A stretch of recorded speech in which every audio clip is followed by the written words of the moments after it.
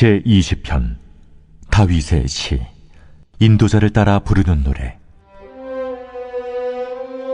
환난 날에 여호와께서 내게 응답하시고 야곱의 하나님의 이름이 너를 높이 드시며 성소에서 너를 도와주시고 시온에서 너를 붙드시며 내 모든 소재를 기억하시며 내 번제를 받아주시기를 원하노라. 내 마음의 소원대로 허락하시고 내 모든 계획을 이루어 주시기를 원하노라. 우리가 너의 승리로 말미암아 계가를 부르며 우리 하나님의 이름으로 우리의 깃발을 세우리니 여호와께서 내 모든 기도를 이루어 주시기를 원하노라. 여호와께서 자기에게 기름 부음 받은 자를 구원하시는 줄 이제 내가 아노니 그의 오른손에 구원하는 힘으로 그의 거룩한 하늘에서 그에게 응답하시리로다. 어떤 사람은 병거, 어떤 사람은 말을 의지하나 우리는 여호와 우리 하나님의 이름을 자랑하리로다. 그들은 비틀거리며 엎드러지고 우리는 일어나 바로 서도다. 여호와여, 왕을 구원하소서. 우리가 부를 때 우리에게 응답하소서.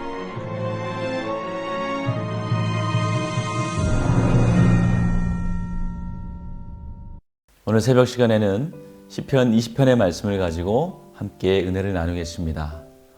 오늘 이 시편은 전쟁을 치르는 백성들이 승리를 기원하면서 쓴 기도의 시입니다. 고대의 전쟁은 나라와 나라 간의 전쟁이라기보다는 각 나라가 섬기고 있는 신들 간의 전쟁으로 받아들였습니다. 싸움에서 이기는 쪽의 신이 더 강하고 능력이 있는 신으로 생각했던 것이죠. 오늘 시편에서도 보면 1절 말씀에 환난 날에 여호와께서 내게 응답하시고 하나님의 이름이 너를 높이며 라고 말하고 있습니다. 그리고 5절에 우리가 너의 승리로 말미암아 계가를 부르며 우리 하나님의 이름으로 우리의 깃발을 세우리니 라는 표현이 나옵니다. 전쟁은 하나님께 속한 것이기 때문에 하나님이 자신의 이름을 위해서 반드시 전쟁을 승리케 하실 것이란 믿음의 고백인 것입니다. 모든 전쟁의 승패가 내가 가진 칼과 창과 방패에 있는 것이 아니라 하나님께 달려있다는 것입니다. 우리가 잘 아는 시편 23편에서도 하나님이 자기 이름을 위하여 원수의 목전에서 상을 베푸신다라고 고백을 하고 있죠. 다윗은 전쟁은 하나님이 우리를 도우시는 것이 아니라 처음부터 모든 전쟁은 하나님께 속한 것이고 그분의 싸움이기 때문에 어떠한 전쟁이라도 반드시 승리할 수밖에 없다고 말을 하고 있습니다. 전쟁도 하나님의 것이고 싸움도 하나님이 하신다면 영적 전쟁에서의 우리의 역할은 무엇이겠습니까? 그것은 우리가 하나님의 군사라는 것을 우리가 알아야 됩니다. 다윗과 골리앗 싸움을 보면 이스라엘과 블레셋의 전투이지만 각 진영에서 가장 힘있는 장수가 대표에서 나옵니다. 수많은 군사들을 대신해서 싸우는 것을 볼 수가 있습니다. 이 전쟁에서 다윗이 골리앗을 이김으로 이스라엘은 승리를 거둡니다. 다윗의 승리였지만 그 결과는 이스라엘의 승리가 된 것입니다. 이 전쟁에서 다윗이 골리앗에게 외친 유명한 말씀이 있죠. 너는 창과 칼과 단창으로 내게 나오지만 나는 만군의 여호와의 이름으로 내게 나아간다 라는 것입니다. 여기에서도 다윗은 이 전쟁이 하나님의 이름이 걸린 하나님의 싸움임을 고백하고 있습니다. 사실 성경에서 다윗의 역할은 이스라엘을 대표하는 것을 넘어서는 것입니다. 바로 예수 그리스도의 그림자로서 사용되고 있는 것이죠. 그렇다면 하나님이 다윗을 통해서 이스라엘을 구원하셨듯이 오늘도 예수 그리스도를 통해서 그분의 싸움을 싸우신다는 것을 알아야 합니다. 그리고 그 싸움을 통해서 우리를 구원하신다는 것을 또한 믿어야 합니다. 이러한 영적 전쟁의 원리를 우리가 이해하고 나면 전쟁을 임하는 자세가 달라집니다. 우선 두려움이 사라집니다. 어차피 이길 전쟁이고 내가 싸우는 것도 아닌 하나님이 대신 싸워주시는 것이기 때문에 전쟁에 대한 두려움이 사라지는 것입니다. 그럼에도 우리가 영적인 전쟁에서 때론 힘들어하고 낙심하고 두려워하는 이유는 전쟁은 필연적으로 환난을 동반하기 때문입니다. 본문 1절을 다시 보겠습니다. 환난 날에 여호와께서 내게 응답하시고 야곱의 하나님의 이름이 너를 높이 드시며 라고 했습니다. 전쟁이 있어야 승리가 있고 또 시험을 당해야 합격의 기쁨이 있는 것이죠. 우리가 당하는 환난은 승리와 기쁨을 맛보기 위한 축복의 과정임을 믿으시길 바랍니다. 우리는 영적 전쟁의 최전방에서 마귀와 치열한 사투를 벌이는 성도들입니다. 그 전쟁의 한가운데 있으면서 환난이 없다면 그것은 우리의 믿음이 이미 죽었다는 뜻입니다. 전사자의 명단에 올랐다는 것이죠.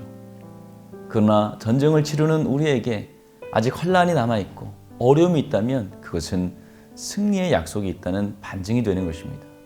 내가 아직 살아있다는 것입니다.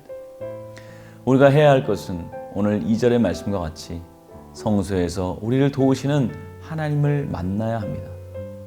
성소가 어디겠습니까? 바로 이 시대의 교회이고 공동체입니다.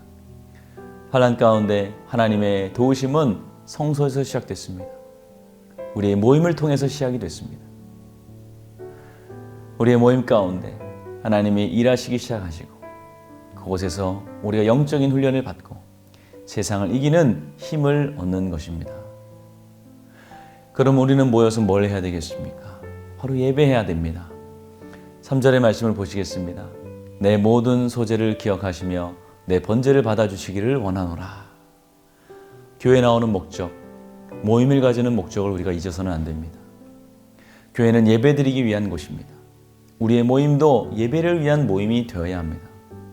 함께 모여 신령과 진정으로 예배할 때 우리의 모임 중에 임하시는 하나님께서 우리의 예배를 받으십니다. 예배란 모든 것에서 하나님의 이름을 인정해 드리는 행위입니다. 하나님을 신실하시고 변함 없으시고 또 반드시 우리를 축복하신다고 인정할 때 하나님은 우리에게 그렇게 역사해 주실 것입니다. 다윗이 전쟁 가운데 하나님의 이름을 인정하고 또 그분의 것임을 인정할 때 하나님은 그곳에서 하나님이 되어주셨습니다. 매사에 하나님을 인정하시고 그분을 예배하시는 저와 여러분들이 되시길 바랍니다.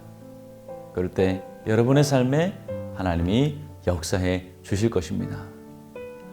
다 같이 기도하시겠습니다. 우리의 대장 되신 예수님, 오늘도 우리가 치러야 할 전쟁 가운데 우리의 대장이 되어주시며 승리의 깃발이 되어주심을 감사합니다.